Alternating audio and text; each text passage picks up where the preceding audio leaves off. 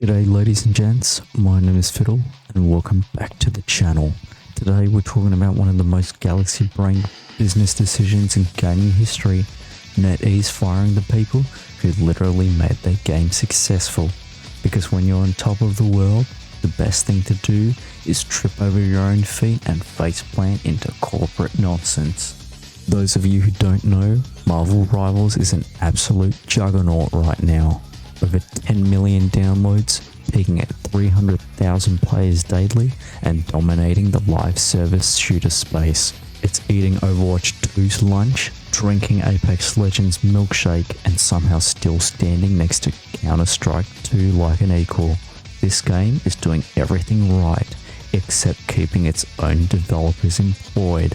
Because, ladies and gentlemen, in a move that makes as much sense as playing Twister with a kangaroo, NetEase has decided to axe their entire Seattle-based game and level design team. You know, the people responsible for making sure the game actually works, the team that spent 2 years developing the mechanics, the maps, the game flow, yeah, they're gone. Now you might be thinking, Fiddle, that's insane. Why would anyone do that? After that I say, you sweet innocent child, have you ever met corporate executives? These are the same people who thought NFTs in video games were a good idea.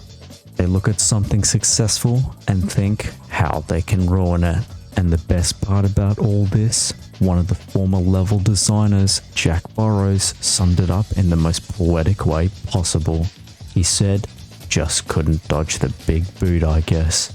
The man got laid off and still dropped a tweet that belongs in a museum.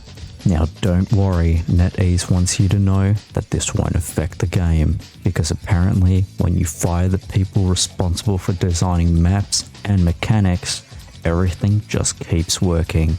It's called developer fairy dust, and if you don't know what that is, it's because it doesn't exist.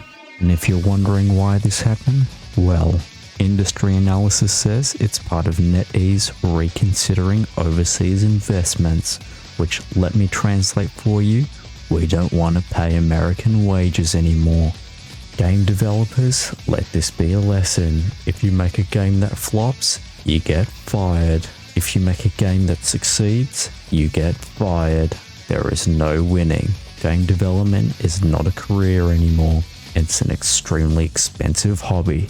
Now NetEase swears that the roadmap is still on track. Updates are still coming and the esports scene won't be affected. And hey, maybe they're right. Maybe the game will be just fine. Maybe esports tournaments magically organize themselves. Maybe my fridge refills itself when I stare at it long enough. Who knows?